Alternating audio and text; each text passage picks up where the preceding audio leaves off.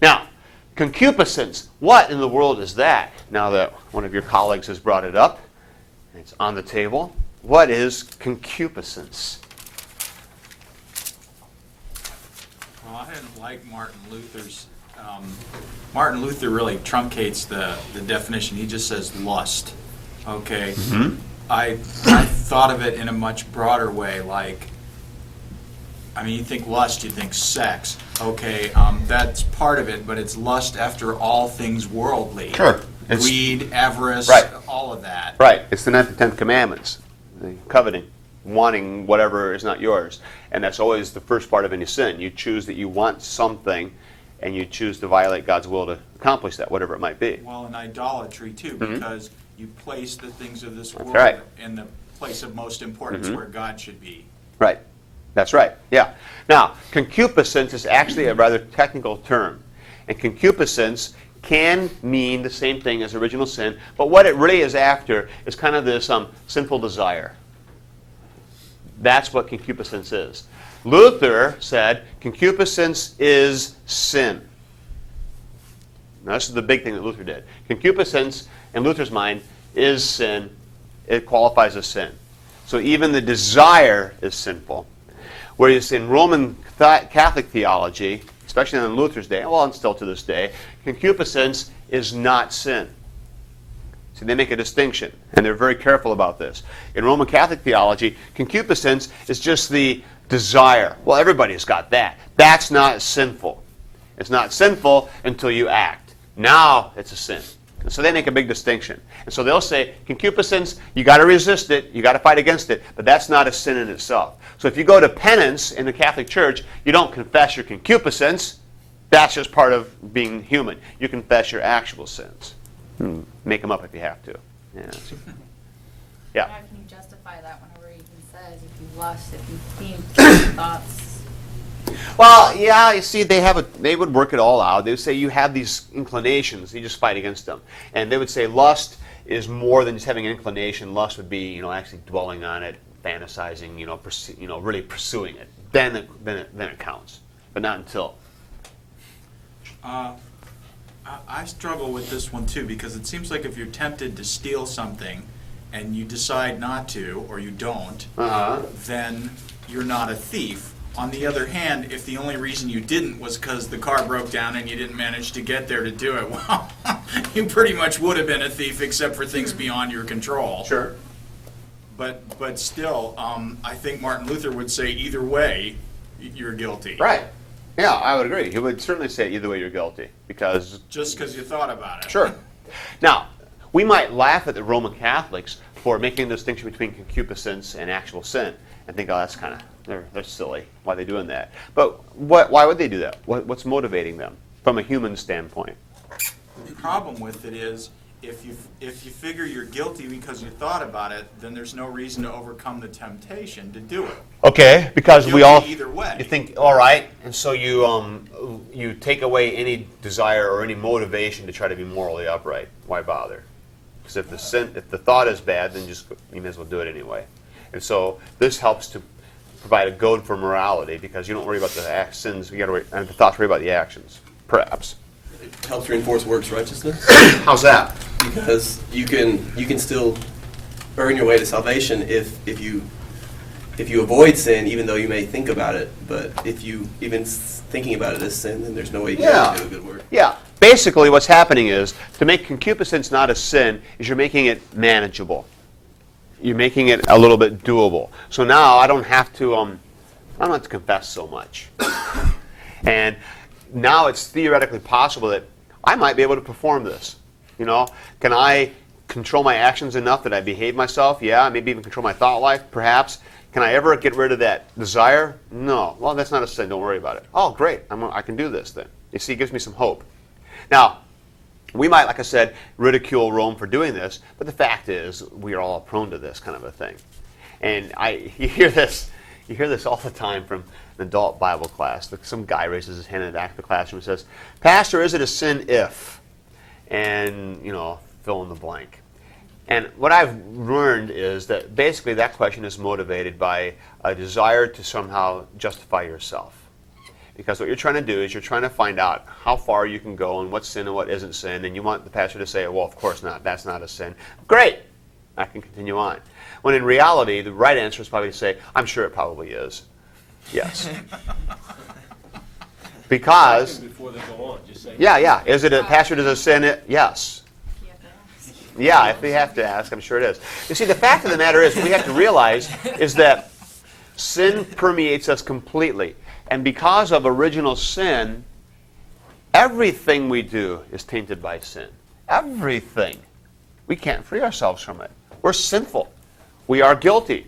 Guilty people do guilty things. Even if you do something right, it's still polluted by sin. It's still tainted. And so you don't have to play this kind of game of, well, when does it become a sin? Is it a sin if I do this, or what about this, and what about this? The fact of the matter is, I'm a sinner. It's all sinful. I need God's grace. I need His forgiveness. All the way through. All right. Now, why is the doctrine of original sin so important? Why do we make such a big deal about it? It's not popular. Doesn't play well in our culture. Why not kind of ignore it or just let it slide? Why does it matter? It proves we need God's grace. All right. It drives us back again to this total dependence upon God's grace. And grace becomes all the better when you realize what sin is. That's true. Other thoughts? Because Paul talks about it. Well, yeah, Paul talked about it. It's a scriptural thing, and you can't just ignore Scripture, even though it might be tempting to do that. You can't. Okay? Also, the doctrine of original sin really does help account for the presence of evil in the world and help us understand why the world is so messed up. And it helps us to have honest evaluation of our anthropology and of our assessment of mankind. Is mankind basically good, just waiting for a chance to do the right thing? No, he's basically evil, just waiting for the chance to do the wrong thing. And if that's your view, it will certainly color how you approach all kinds of things, even questions like political kinds of questions. Do people need laws to be held in check, or do you just kind of let them be because they'll do the right thing? Yeah, you see, it colors all kinds of things and how you view this. And if you're going to take seriously original sin, it will influence the kind of decisions you make and the kind of policies you establish, the kind of way you do discipline, all kinds of stuff. So if you leave a kid to himself, is he going to come out the right way? No, he needs to be shaped into the right way. He needs help. The original sin concept also helps to describe or answer the question about was evil the original plan of God? Right. This is very important because, and here's the other side. Sin, then, the original sin, remember we talked about this fundamental relationship between Adam and God, okay? So you have this relationship between Adam and God, and you have the relationship between Adam and everyone else. In this case, we're thinking about Eve primarily. So what does original sin mess up? Exactly. The whole thing, everything gets messed up by original sin. Sin breaks the relationship between God and Adam. Now God comes for his daily constitutional in the garden, and what does Adam do? He hightails it, hides, doesn't want to be found. And now Adam and Eve, who are supposed to be working together, Eve is the helpmate and Adam is the leader. Now when God confronts them with the sin, what does Eve do? And what does Adam do? Eve blames the serpent, Adam blames Eve, and they're all finger pointing. And there's no responsibility taken. They're not living the way they're supposed to. The relationship is broken. It's one of strife and pain. And every Adam and Eve, every husband and wife since them, know the struggle of trying to live the way God wants you to live. It's not always easy. Okay? And so the strife comes into it. Everything is broken by this. This is really important because original sin coming from Adam and Eve is critically important because if Adam and Eve are not historical people, and if they don't really bite the fruit and eat the fruit and sin against God, then what problem have we just created for ourselves? A really big problem. What is that problem? You were hinting at it. Evil was created by God. Right. What is the source of evil? And if it's not from Adam and Eve choosing to rebel against God, then that means evil must somehow have been built in. And if Adam and Eve are just the end result of a long series of evolution, well then where did the evil come from? It must have arisen somewhere along the way. And then that must mean it was a fault of God's who didn't do it quite right. And so then evil is God's fault, not man's. You see, Adam and Eve have to be real historical people, or we can't account for the brokenness of the world and for evil in the world. It's really important. And if you say, well, it's just all fable, it's just all myth, Adam and Eve weren't real, they're just representatives of the idea of the first people that came through a long series of evolution, and here we are, well, then where in the world did evil come from? When did it enter? What's going on with that? Was it always there? Was it built in? Was it part of the plan? Was it what God did? And then so God becomes responsible for evil. And in fact, when you read Genesis 3, who's responsible for evil? Adam is. Eve is. They made the choice. They're responsible. Into the story. And there's no attempt offered anywhere in Genesis 3 to account for where the serpent came from or why it happened the way it happened. It did. And that's one of the things we need to realize here. Why did Adam and Eve do what they did? Why did they eat the fruit? Does it make any sense? What could they have possibly gained? Did they have everything already? They had a perfect relationship with God. They had a perfect world in which to live. They had a perfect relationship with each other. What more could you want? To be like God. But they're not. They're just creatures. They know that. Does it make any sense for Adam and Eve to go ahead and eat the fruit? It just doesn't make any sense. It's irrational. And that's one of the things we need to realize. Sin makes no sense. You can't explain it. And if you try to explain Adam and Eve's sin, you've really done a disservice to the scriptural record. Because the point of the scriptural record is there's no explanation. They did it. Stupid. And you think about most of the sin that you experience, whether it's yours or someone else's, is there ever a good reason for it? Usually the worst sins that happen, it's just, I don't know why. I did it. Seemed like a good idea at the time, and in retrospect you realize it was a stupid thing to do. There's no good explanation. Why? Where does it come from? No explanation. Sin's irrational. What's another great example of a horrendous sin? David's sin with Bathsheba. Why did he do it? Make any sense at all? How many wives did David already have? I mean, I'm sure he had the pick of the crop. He had the most beautiful women in Israel at his beck and call. And he's got it all. What's he doing messing around with Bathsheba? Doesn't make any sense. None. It's just irrational. Makes no sense at all. So that's how it is with sin. It doesn't make any sense. Why would Judas betray Jesus? Doesn't make any sense. Scripture is very interesting on Judas. It doesn't give us a motive. Even with David, it doesn't really give us a motive. Just, there it is. There's the deed. It happens. No explanation. And I think that's the point. There is no explanation. There is no reasonable account that you can give that makes it all make sense. It's just there. In our culture, that's a hard thing to swallow. We don't like it when sin just happens and there's no good explanation. In fact, we do a really good job of making sure we understand the motives and the whys, and we try to figure things out. So when there's a big trial, a big court thing, we have to know why. And if we get a motive, now it makes sense, we feel better. Now it's reasonable. And if it's irrational, that just scares us. You know, the irrational thing. I think that's part of the reason we get so scared about the Middle East stuff. You know, we just don't understand what's motivating it. We don't get it. And our culture doesn't understand religious commitment, so they don't understand what's motivating the terrorists. They don't get it. It scares them. It's irrational. Makes no sense. And that's the worst kind of evil, when it's irrational. If it's got a reason, you can live with that. Irrational, that's tough. And that's the reality of original sin. It's irrational. No good reason. There it is. When you think about it, when kids do things also, you ask them, why did you do that? They can go, I don't know. Yes. And that's exactly right. They don't know. That's right. Yeah. You don't ask them why, because you're not going to get an answer. There isn't a good answer, and you don't want to come up with an explanation. You just accept the fact that this was the action, now you're responsible for it. And that's the reality of it. All right.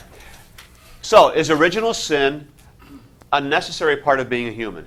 What do you mean by necessary? Is it part of our nature? Yes. Yes and no. We have to be a little careful on this. Because you have to be a little bit careful on this one. We are sinful by nature. Yeah, we confess that. But is it an inherent, by definition, part of a human being to be sinful? No, because Adam and Eve. Exactly. So were Adam and Eve really human? Yeah. Yeah, before they sinned. Yeah. So after they sinned, sin enters into the picture and now becomes part of our inherited makeup, but it's not necessary to be sinful to be human. Now, it sounds like a little so what, but this is kind of a big deal, especially when we get to Christology. Is Jesus fully human? Sure. Is he sinful? No. No. In fact, you're not really fully human the way you're supposed to be until you've gotten rid of the sin and the sin is taken out. A sinful human being is an aberration. It's unnatural. It's not the way it's supposed to be. God didn't create us to be sinful. The fact that we are is an unfortunate thing. It's not the state of affairs that God had planned. So original sin is an intrusion. And while we might say it's natural, yeah, really it's not. It wasn't supposed to be that way. It's an unfortunate occurrence. I always think about it kind of like when you go and buy a new computer and you take it out of the box and set it up. It's a computer just the way it was supposed to be. Yeah. You go online and you get a virus. When you open the little Norton thing, it always says corrupted files. Okay, it's like it's not going to function exactly the way it was intended to function until you get rid of the corrupted files. Uh-huh. And even then, well, then it's missing a big chunk of what it had originally. It got corrupted. Mm-hmm. And you have to fix it or it won't really be what it was. Yeah. Yeah, that's fair. That's the idea. You're right. And so you're not functioning the way you're supposed to. The thing we need to realize is that human beings as we know them are never what they were supposed to be. We're never really functioning properly. So to say that I'm a complete human being is never the reality in this life.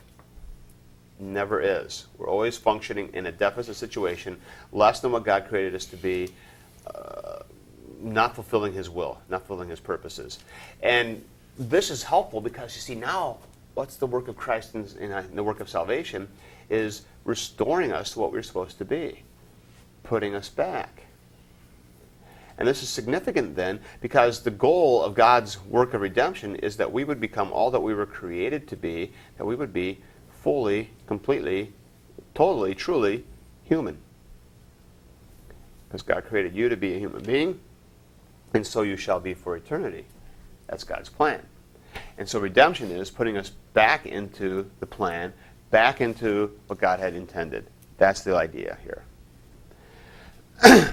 Kolb talks a little bit about in the text about some of the wrong moves that people make when it comes to this whole idea of understanding original sin.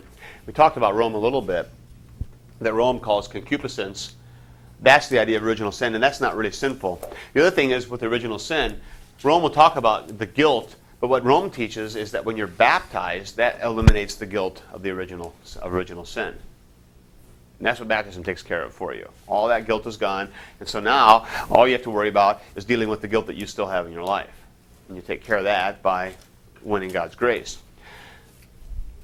And yeah, trying to decide if I should launch into this other topic or not, and I guess I can do it briefly now as well as any other place.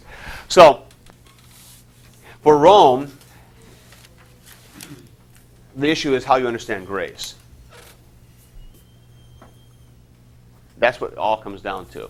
Because in the Roman Catholic, in our understanding, sin means you've got guilt, and you need to have God's grace given to you, which means God's favor, God's choice, God's willingness to forgive you. That's what we mean by God's grace. This is the favor of God, the choice to forgive, His decision to give mercy. That's grace. In Roman Catholic theology, do they believe that you are saved by grace? Absolutely. You bet they do. Yeah, talk to any Catholic you want. Say, I'm a Lutheran. I'm saved by grace alone. They'll say, yeah, me too. I'm Catholic. I'm saved by grace alone too. God's grace that does it all. You say, oh, cool. See, we're all alike. I knew it. I knew it. There's no difference between us. Tell me about this Pope thing. Let's get this worked out. And on you go. But the fact is, when a Catholic says he's saved by grace, he has a very different idea in mind than you do. Because when you say, I'm saved by grace alone, what you mean is, God simply declares it and gives me his favor, and I do nothing. And I am now in his good graces, in his favor. I am righteous simply because of his choice, his declaration. We call that forensic justification or forensic righteousness. And the reason we call it that is because it's simply declared. It's like a judge declaring not guilty. So if you are a crook and you get caught for this, you get hauled before the judge and you're on trial and you get a really sharp defense attorney who manages to argue you out of this thing, and the jury goes into deliberations and comes back and says, not guilty. Are you guilty? No, you're not. You are not guilty because it's been declared. The court has said, not guilty. Can you ever be tried for that crime again? Nope. Done. Not guilty. Innocent. It doesn't matter if you were or not. It's been declared. That's what forensic means. Forensic means God looks at you and he says, not guilty. And it's reality. So, O.J. Simpson walks out of the courtroom a free man, not guilty. No matter what anybody else thinks. Done. He walks out. Because the declaration has affected reality. They have said not guilty, now he acts like a not guilty person. Free. That's the way it is. Forensic justification. That's our understanding of grace. In Roman Catholic theology, grace is almost like a commodity that you buy and earn. And it works this way. In Roman Catholic theology, salvation is not given to you by God by declaration. Salvation is earned by you by your performance, which fits in really well with the whole idea of what makes Adam and Eve righteous. So they're good works, they're good action. What makes an Old Testament saint righteous? Their good believing, their obedience. What makes you righteous? Your good behavior. Now, how are you able to do good things? Only by grace. So, I have my little salvation car, which I'm driving to get me to heaven, earning my way. What keeps the car going? Grace. And that's how Catholics look at grace. Grace is like the gas that keeps the salvation car going. And so as long as the car is moving and you're progressing along the road of salvation, things are cool. You might be going faster or slower, and if you join a monastery and take holy orders and become a nun, you're really moving along. But if you're still going to church and going to penance once in a while, you're still cooking along, you're doing all right. It's when you quit doing those things that the grace dries up, and now you're in serious trouble. But so long as you're moving, you're all right. So for a Catholic understanding, are you saved by grace? Sure. You bet. I need grace all the time. Grace is that fuel that keeps me moving so that I can do what needs to be done, so that I can perform and I can be in God's right graces. Now, the thing we need to realize is we blast Rome for this kind of thinking, but it also creeps into evangelical thinking all over the place. How many evangelicals believe that their good performance is well-pleasing to God, and they do good things because God gives them the ability to do it, and he gives them the grace, but it's their performance that really counts? And this is really widespread. Really a very popular idea. So to press like we do, to say that grace has nothing to do with your performance, has nothing to do with your salvation, your performance has nothing to do with salvation, it's all grace, that's a rather radical move. And people don't buy it. Rome doesn't buy it, and a lot of evangelicals don't buy it. So, when Rome talks about original sin, they look at it differently than we do. They look at it as almost like a little disease that needs to get fixed. Baptism fixes it, now you're back on track, now you can start doing your salvation thing again. Your car is up and running, head for the hills of salvation, go for it. Do the driving. Get yourself there. That's how they look at it. And we look at original sin as, no, it's a corruption that feeds through every part of us. And even in baptism, we are still coming out as sinful people who need God's grace all the time. It's a different understanding altogether. Eastern Orthodoxy, we don't encounter them as much, but they're showing up a little more. But they have an even more different view. They don't look at original sin as corrupting us through and through or giving us guilt. For Eastern Orthodoxy, they look at it as kind of a setback, again like a disease, and you got to just kind of fix this up so that now you can get back on track pursuing divinity and becoming what you want to be, which is like God. And that's how Eastern Orthodoxy looks at it. So both of these other churches look at original sin quite differently than we do. All right, now enough on original sin. Let's talk a little bit more about actual sins, the sins that we do, the violations of God.